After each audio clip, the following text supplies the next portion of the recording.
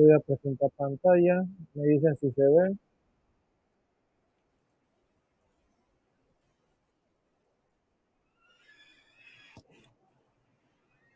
Se ve.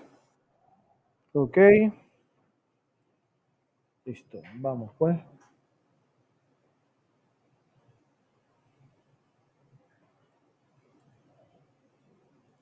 Seguimos la historia. Bueno, primero de todo, eh, miren cómo lo estoy haciendo. Joseph Niels, Luis Daguerre. Hoy vamos a hablar de William Talbot, de Frederick Scott Archer, George Eastman y, y también de los hermanos que hicieron el Kodachrome. El calotipo. ¿Ven la pantalla completa ya?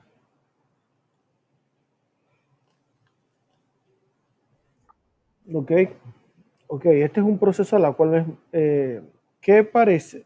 Se parece a lo que era el daguerrotipo. ¿Qué es? A ver, el daguerrotipo, ¿qué fue lo que, quién lo creó?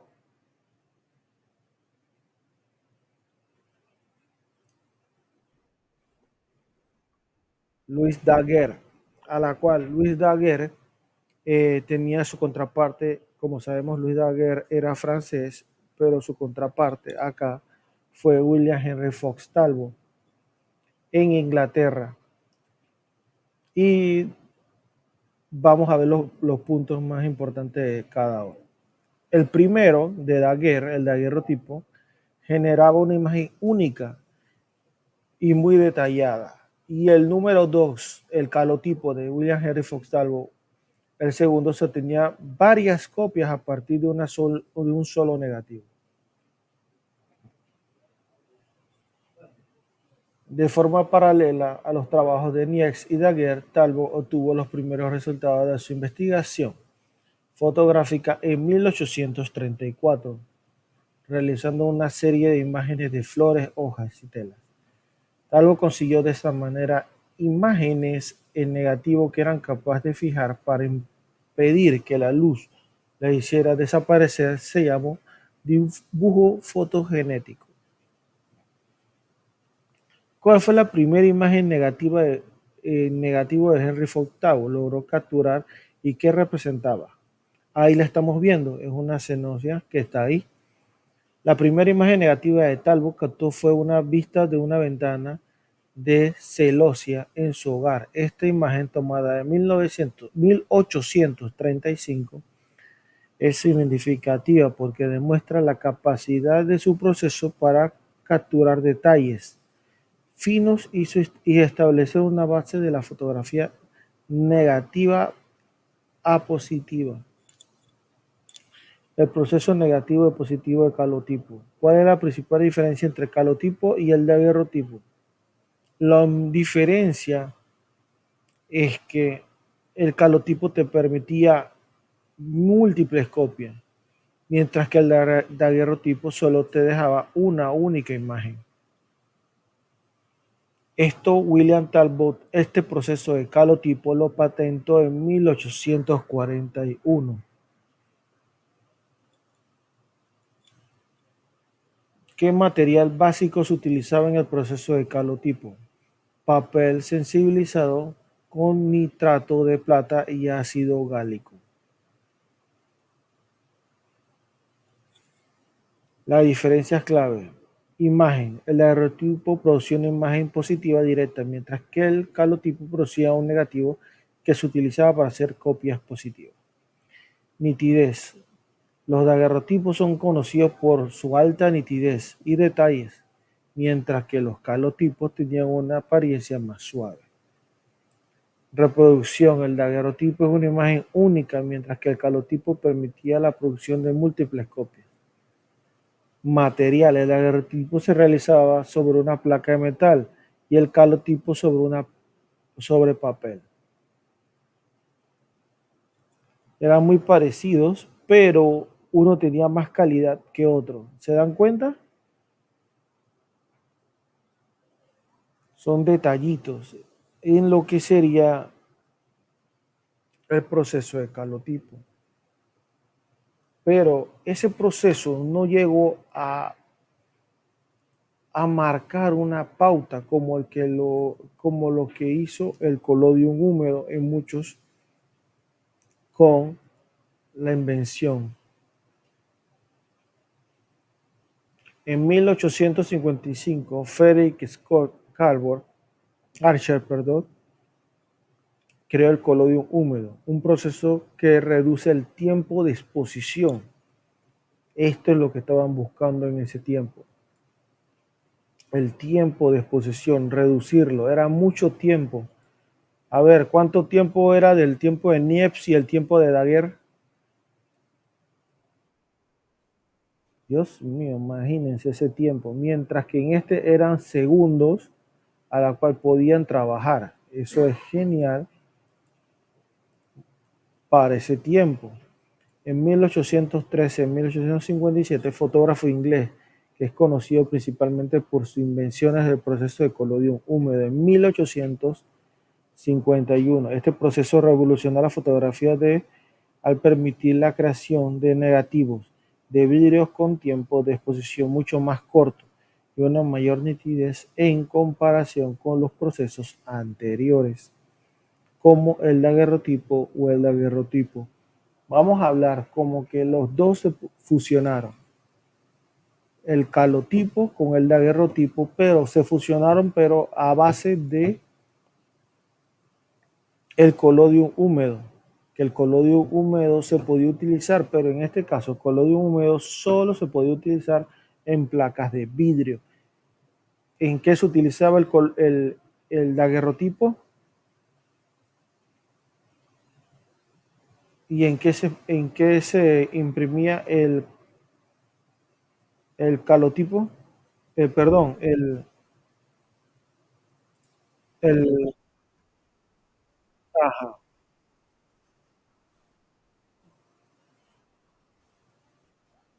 ajá, exacto.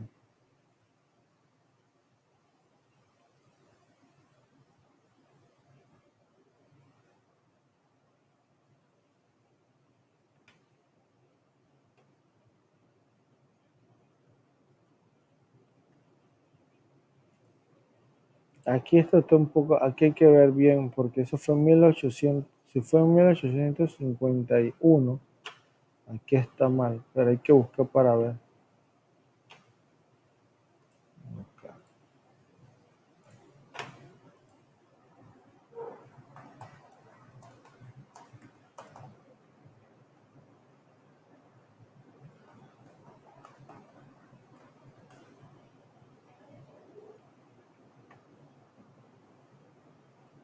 En 1851 fue que perfeccionó el método.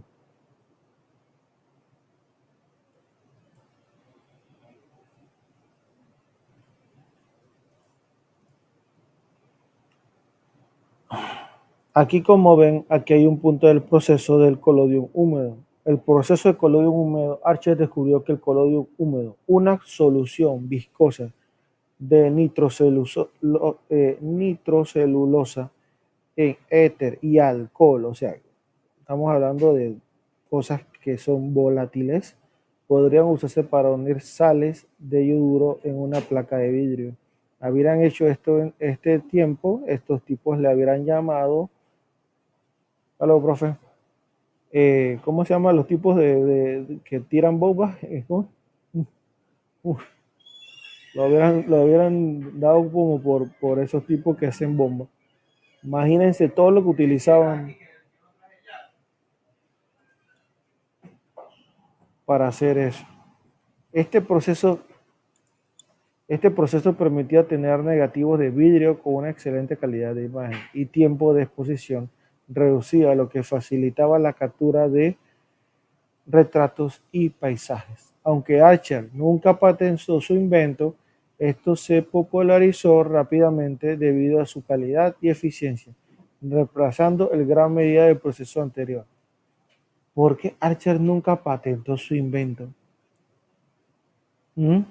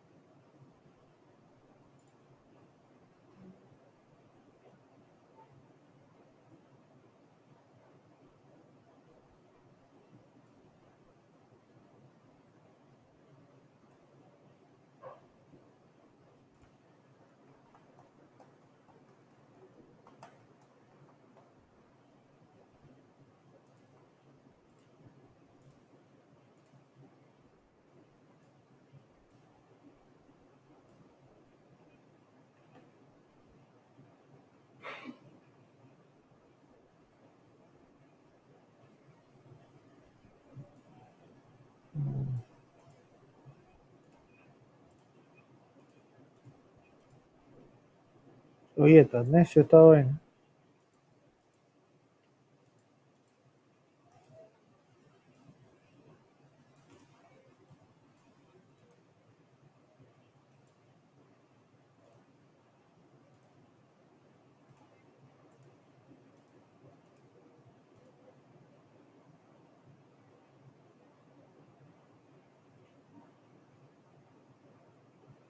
Ahí está. Federico H. nunca patentó su proceso de colodión húmedo debido a su creencia en compartir el medio libremente para formar su desarrollo y su uso generalizado. Quería que la fotografía floreciera y se volviera accesible para muchos, tanto con fines comerciales como artísticos. O sea, no fue como Daguerre que todo lo quería comprar, todo lo quería utilizar. Qué barbaridad, Daguerre. Qué pena, me da mucha pena con los otros. Y el inglés, el otro también, el Collodion, este Talbot.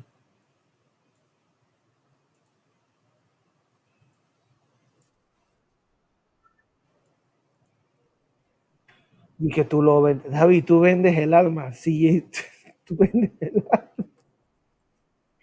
A ti.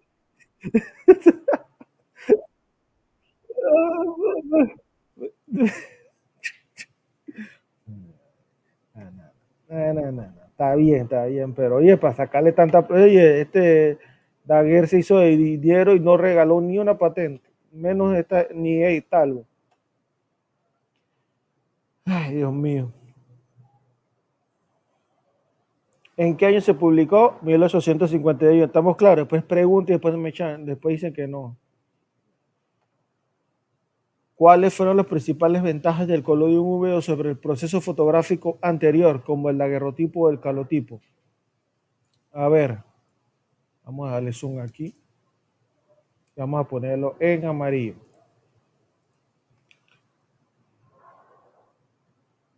Y este vamos a ponerlo en blanco. Permitía obtener negativos de alta calidad sobre placas de vidrio, lo que posibilitaba la producción de múltiples copias con gran detalle. Además, reducía significativamente los tiempos de exposición. Por lo que,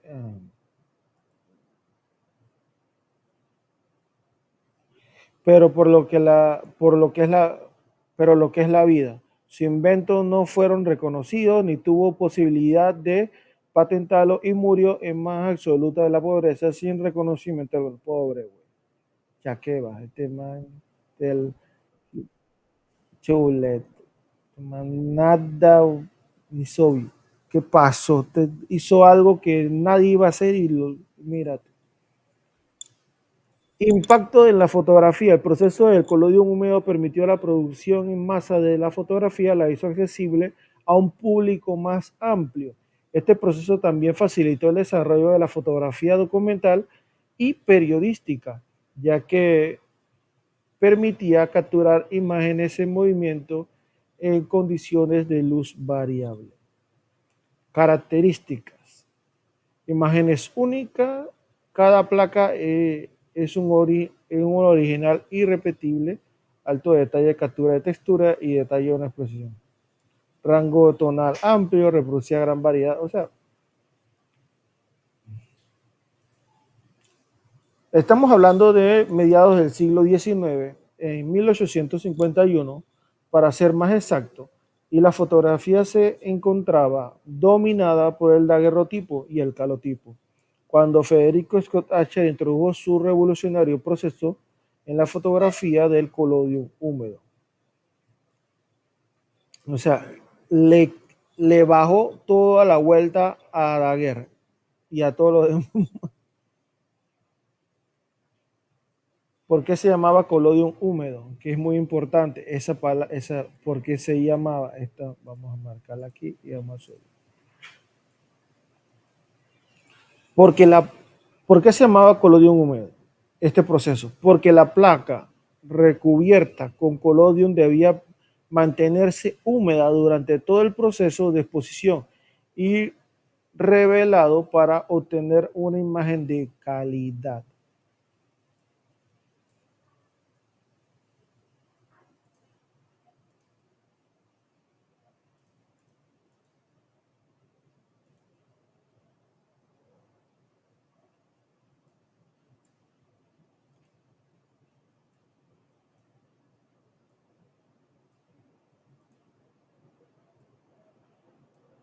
Curiosidades. Procesos complejos requería conocimientos técnicos y prácticos para tener buenos resultados. Peligroso, claro que era peligroso. Los químicos utilizados son inflamables y algunos podían ser tóxicos. O sea, imprescindible, el proceso podía fallar por diversas razones, lo que añadía un toque de misterio. Popularidad actual, fotógrafos y artistas lo utilizaban para crear imágenes con un toque de vintage y artesanal. ¿Ok? Este no necesitamos, porque esto es popularidad actual. Aquí. Aquí, miren, no sé si lo están viendo, voy a ampliar aquí. ¿Ven el carro que usaban? Requería un laboratorio portátil, un procesamiento rápido debido la necesidad de mantener la placa húmeda durante. Además, los productos químicos utilizaban peligrosos y tóxicos. Miren aquí el carrito y cómo lo lleva así. Y así aún tenían guantes.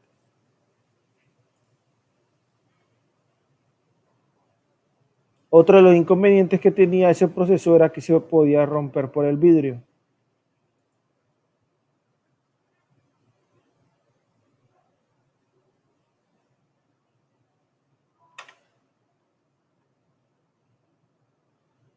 Su generalización motivó el abandono del empleo de otros procedimientos como el daguerrotipo, que no permitía sacar copias, o el calotipo, que presentaba menor nitidez.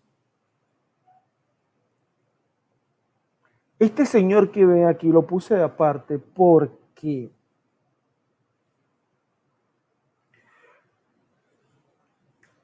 él era fotógrafo. Andrew Adolphe Eugy Disdery fue un fotógrafo francés dedicado a los paisajes, retratos desnudos y reportajes. Disdery era uno de los grandes representantes del retrato fotográfico popular de corte academicista. Disdery se instaló en la ciudad de París mediados de 1854, llegando a tener por aquel entonces el estudio más grande e importante de París. Empezó su carrera haciendo daguerrotipo, pero ganó gran éxito cuando patentó una cámara fotográfica con una modificación que lo llevaría rápidamente a la obtención de una gran fortuna. Ahora le voy a decir cuál cámara hizo. Van a quedar. Sí, sí, la patentó. Esta cámara estaba dotada de varios objetivos, 6 o 8 y hasta 12, en vez de las cámaras tradicionales de un solo objetivo. Van a darse cuenta cómo era la cámara de ese tiempo. ¿A qué se parece hoy en día?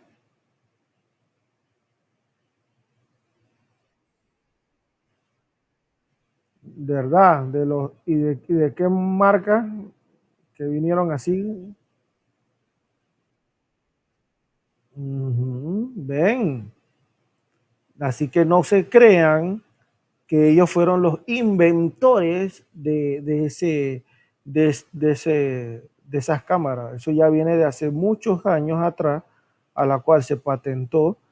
Y miren que aquí habían 4 diferentes tipos de lentes, igualito como tenemos hoy en día con los celulares. O sea que ya venían trabajando eso.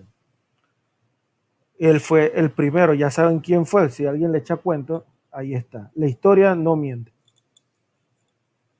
Ok, aquí viene la parte trágica de este señor. Sus talleres eran de 2 pisos, el primero en la que mantenía un segundo piso se hallaba el estudio.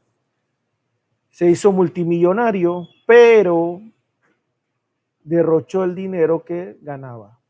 Fue responsable de la ruina de muchos otros fotógrafos, pero los otros aprendieron y aplicaron sus mismas técnicas comerciales, lo que llevó a su ruina. Acabó tomando fotos ambulantes y murió sordo y casi ciego en un sanatorio público de Niza. ¿Vieron? ¿Ves, David? Porque a veces tanto dinero daña. Vamos a buscarlo. Se manda, y que se mandaba soltero.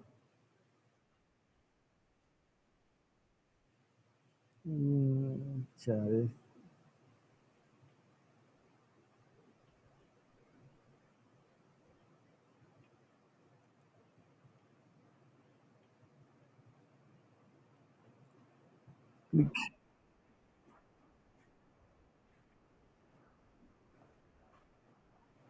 Cálmate, cálmate, que la historia es larga, la historia de todos ellos es larga, todavía falta llegar a muchos allá.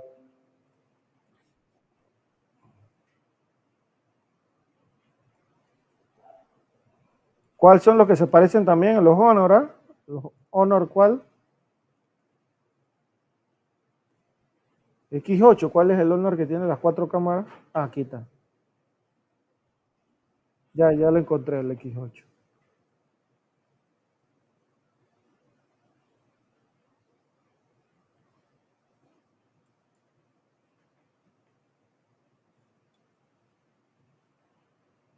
Lo utiliza de referencia para que vean. A veces nosotros pecamos, no de ignorantes, pero a veces tú ves la gente y que es algo revolucionario que creó, pero ahí las cosas ya están creadas. Lo que pasa es que hay gente que no sabe.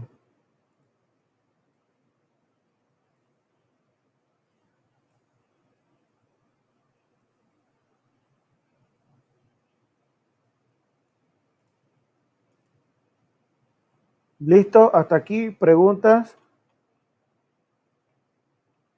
¿No hay preguntas? ¿Ya este? Ya sabemos que él no quiso nada de dinero.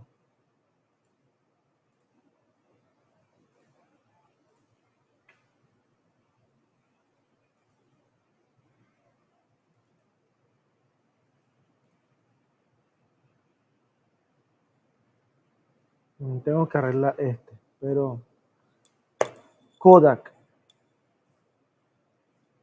George Eastman. Este señor fue el que podemos decir que revolucionó la fotografía. En 1888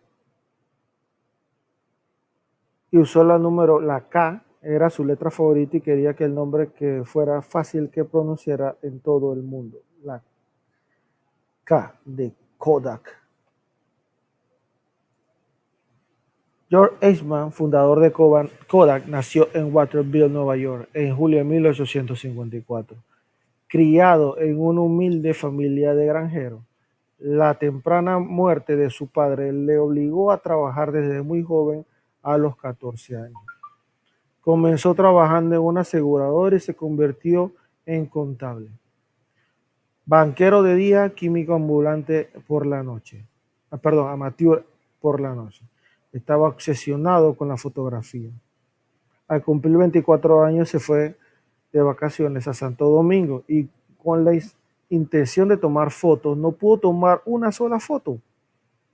Aquella aparato era tan complicado y aprendió el proceso de colodium húmedo, aunque sensible y rápido, era complejo, no era nada divertido.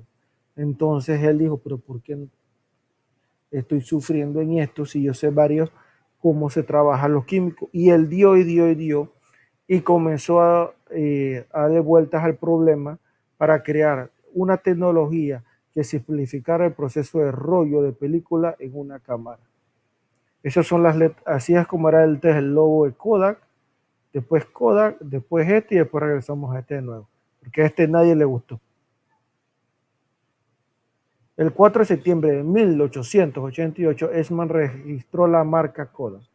Quería una marca comercial corta, sencilla e interesante y que se pudiera pronunciar en todos los idiomas y letras, la K.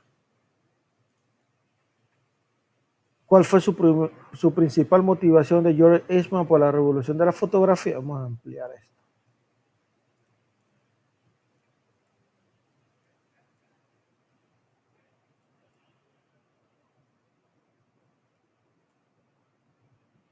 ¿Cuál fue la principal, cuál fue la principal motivación de George Eastman por la revolución de la fotografía, su deseo de simplificar el proceso fotográfico haciéndolo accesible para el público en general. ¿Qué innovación clave introdujo Eastman para lograr esta simplificación? La película de rollo,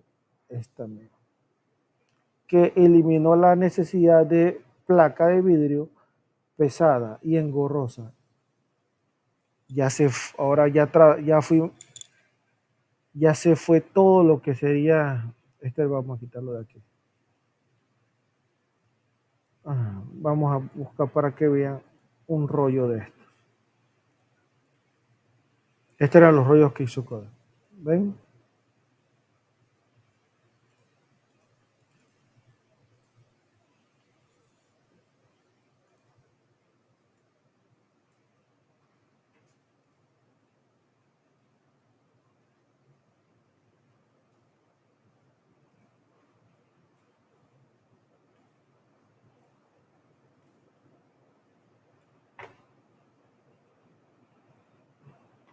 Él inventó el rollo de película que sustituyó la placa de cristal, a la cual consiguió poner la fotografía o disposición de a las masas. El 16 de noviembre de 1885, Eastman inventó la película nitrocelulosa para la impresión de las imágenes. La cámara cargada costaba $25. $1,600 del 2019. ¿Lo vieron? $25, pero esos $25 de 1885 costaba $1,600. Y el revelado del carrete y un carrete nuevo costaba $10, unos $640 ahora el 2019. Esta cámara marcó un momento de la popularización de la fotografía. Y en el año 1889, Eastman cambiaba el carrete de papel por uno de celuloide. Uno de los años más tarde eliminó la incomodidad de tener que devolver la cámara y crear un carrete contra la luz del sol. Perdón. ¿Cuál era el lema publicitario de Kodak? Que reflejaba su objetivo y democratización de la fotografía. Usted aprieta el botón y nosotros hacemos el resto. ¿Qué producto Kodak popularizó masivamente la fotografía entre el público aficionado? La cámara Brownie, ya se las voy a enseñar.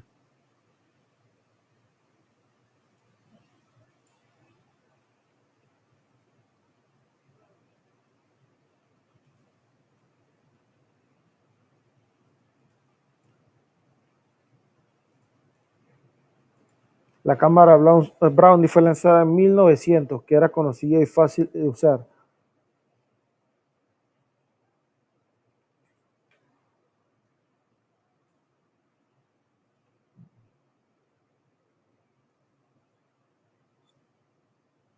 Ahí está, su frase es aprieta el botón y nosotros hacemos el resto.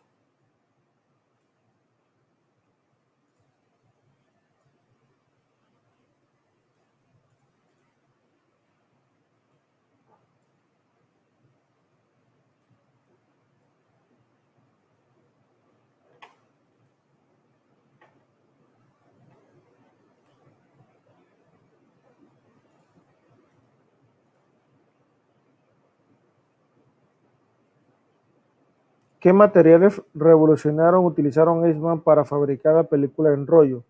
Celuloide, un material flexible y resistente. Yo creo que la semana pasada se lo enseñé, ¿verdad?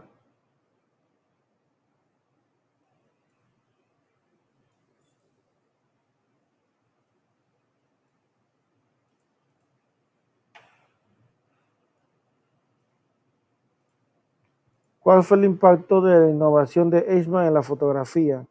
Hizo que la fotografía fuera accesible para las masas, transparente, actividades específicas y un pasatiempo popular. Eso fue lo que creó Eastman. Esta es la Brownie.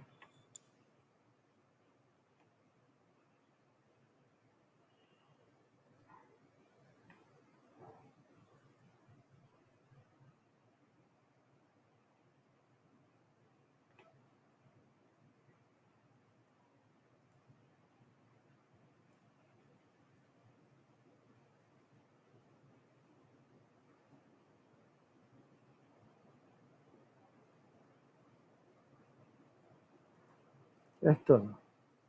Ok, vamos a ver lo que le pasó. George Eastman se, se pegó un tiro en el corazón el 4 de marzo de 1932, incapaz de soportar el intenso dolor de estenosis espinal.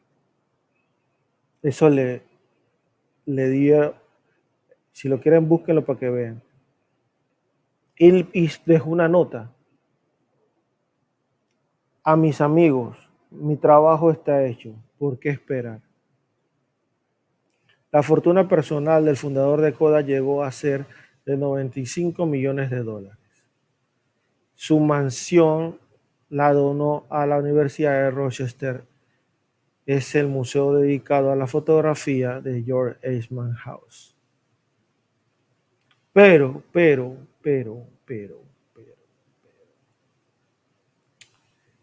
yo me puse con la inteligencia artificial a buscar, porque lo pongo, yo sé esta parte.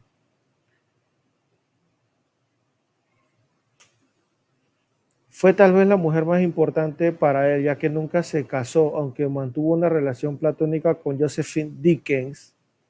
Se especuló con un romance platónico con la señora Dickens después que su esposo George Eastman muriera en 1898.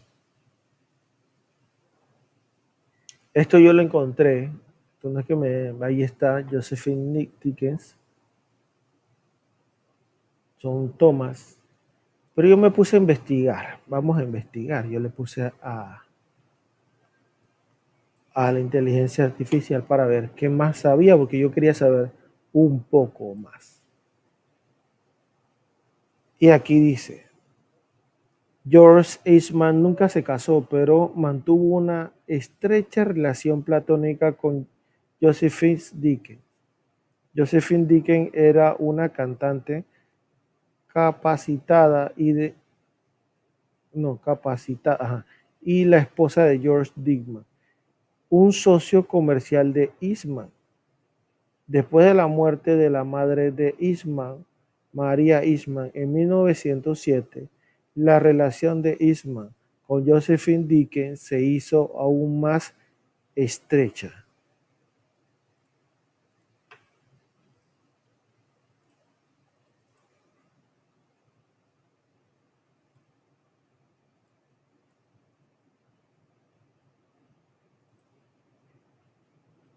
Más estrecha. Está raro.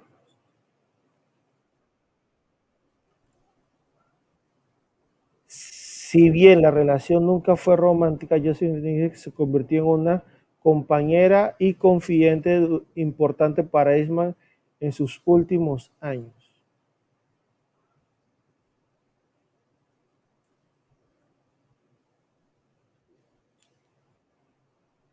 Ahí hay cosas que muy extrañas. ¿Cómo se murió? ¿Cómo fue el fallecimiento? ¿Por qué no, nunca tuvo hijos? ¿Se enamoró de esta señora? ¿El esposo sabía? Ahí hay detalles que no sé si ustedes lo vieron. ¿Qué ustedes opinan de esto?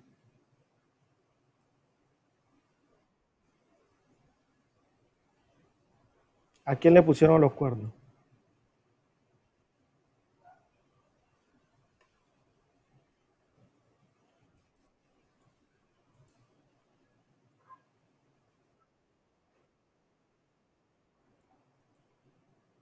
Pero eso ya, antes que muriera, ya estaba, ya estaba por ahí.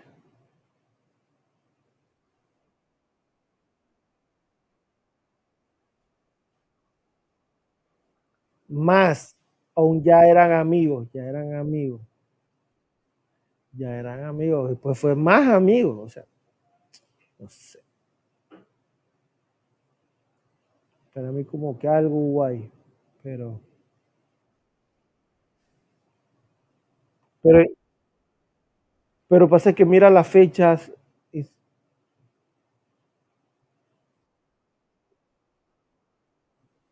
Ajá, amigos, o sea, y el esposo después murió, o sea,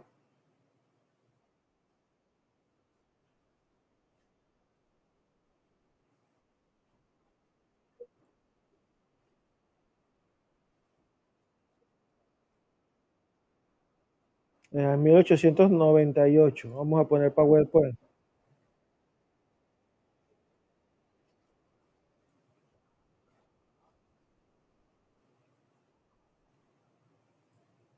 Mm,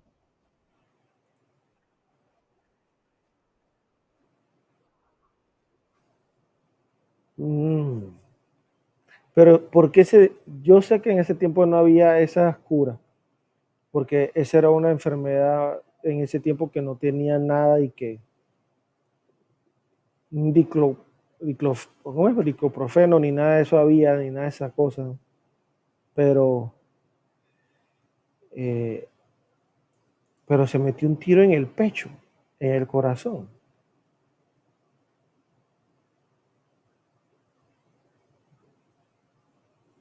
así, y puso esto, no sé, yo creo que por aquí hay gato encerrado, siempre lo he dicho, yo cada vez que puedo investigo un poquito más, si ven que algún día desaparezco es porque investigué más.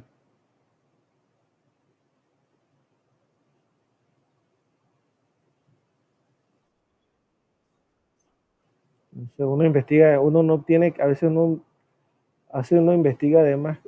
Ayer vi una película que la mujer estaba investigando al hombre pensando que el hombre la estaba engañando y el hombre no la estaba engañando, sino que era un asesino en serie.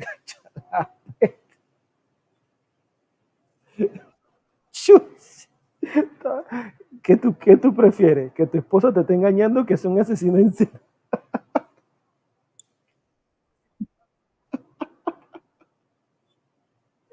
Ay, Dios mío. Ceilín ya una vez se fue y que era hombre, que podíamos esperar. Ay, pues, qué barbaridad, Ceilín. No puede ser. Chas. Sí, Ceilín, chuleta, todos somos así. ¿Quién te hizo tanto daño a ti, Ceilín? Para ver, ese hombre, ese hombre, ese hombre es uno así en un millón de mejores. Tal vez ese no era para ti. Piensa que te saliste de un desastre que iba a ser peor, así que tal vez encuentres uno mucho mejor.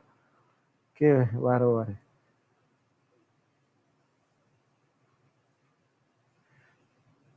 Bueno, seguimos. Ya deja el bochinche.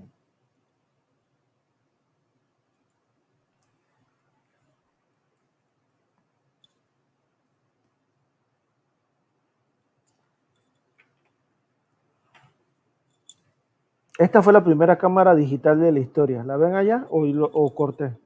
¿Se ve allá? ¿Aló? ¿Aló? ¿Se ve?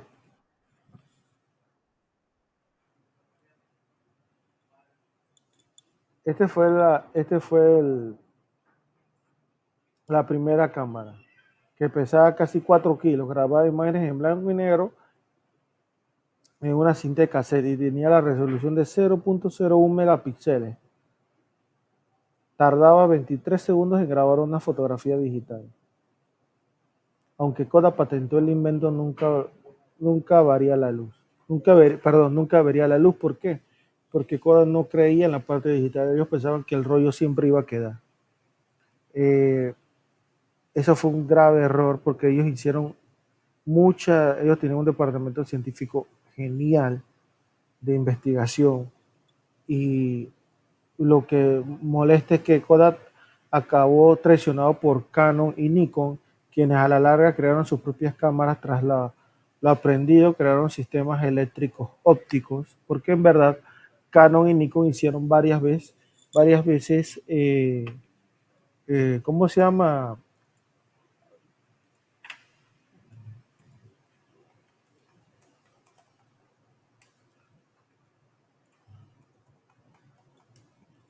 colaboraciones.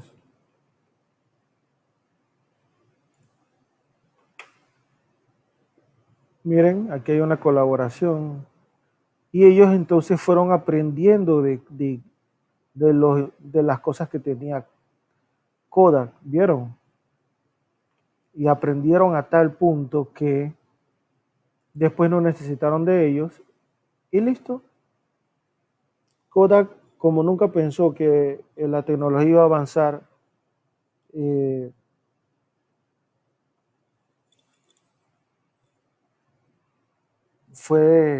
cayó en quiebra en el 2013.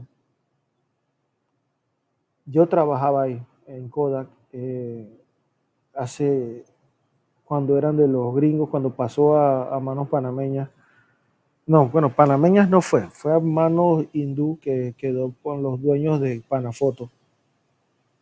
Y fue un poco triste porque muchas de las personas pasaron a eso y, y no había regreso, no había esa parte de cómo podían haber quedado desempleadas o quedaron varados muchos.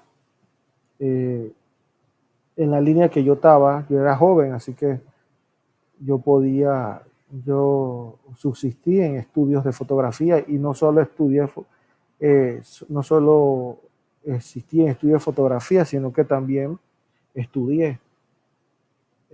Muchos de ellos ya tenían arriba de 50 años, así que ustedes saben que cuando ya esas edades así, es mejor ya tener un trabajo más seguro o algo ya al cual uno puede tener porque ya no te dan trabajo esas edades, 55, 58 años, es muy difícil que te den un trabajo. Y yo tuve la fortuna de haber trabajado allá dentro de Kodak.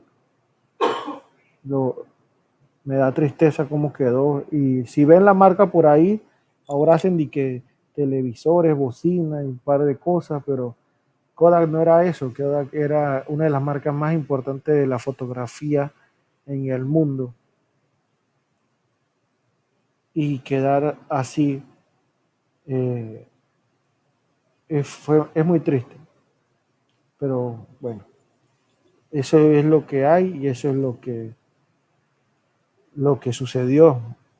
Yo lo vi cómo, cómo pasó. Todos ellos se aprovecharon miren, Nikon con Kodak, se aprovecharon de la tecnología de Kodak. Muchas veces, después de tanto ya aprender y ver lo que tenían, hicieron sus propias cosas. Pero bueno, ellos pensaron en la parte digital, ellos sabían, se estaban preparando. Kodak no. Esta es una historia corta. Esta es la historia de Kodachrome. Ellos son Leopold Wodowski y Leopold Manes. Introducieron el negativo de 3 capas posibles a los 3 colores primarios. Así los tonos se unirían en una sola imagen, modificando el monocromo para una instantánea color. El proceso de la creación no hubiera sido posible sin sus diversas ayudas, como un préstamo de 20.000 y la disponibilidad de las instalaciones de Kodak para realizar las pruebas del producto. Ellos fueron los que lo crearon en 1935. Era una película de diapositiva de color.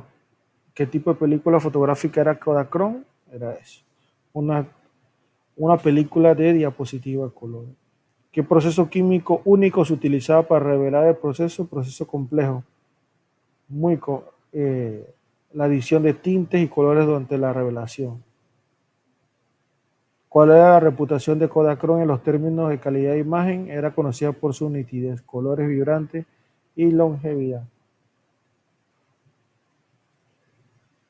Durante los 74 años de comercialización se produjeron películas Kodachrome en varios formatos, incluso para cámaras de cine como 8 milímetros, Super 8, 35 milímetros, 120 y 110 de gran formato. Los fotógrafos profesionales utilizaban mucho ese rollo. Steve McCurry, uno de ellos, creó una foto icónica de la niña afgana. Esa ganó múltiples premios y fue consolidada una de las fotos más hermosas que hubo y hablaba mucho de la guerra que había en ese tiempo en esos países árabes. Kodachrome se dejó de producir en 2009, fue su última vez, y el último rollo se lo dieron a Steve McCurry para tomar fotografía. Fue genial. La llegada de la fotografía de realidad redujo progresivamente la demanda de películas a lo largo de la primera década del siglo XXI, disminuyendo también el volumen de ventas de Kodachrome. El 22 de junio del 2009, la empresa Kodak anunció el fin de la producción de películas Kodachrome, haciendo referencia a la reducción de la demanda. Ahí está, cómo era. Esos eran esos negativos. Eran geniales. Daban esos colores vivos de alta calidad. Y en fin, esa fue la historia de Kodak en todos los procesos.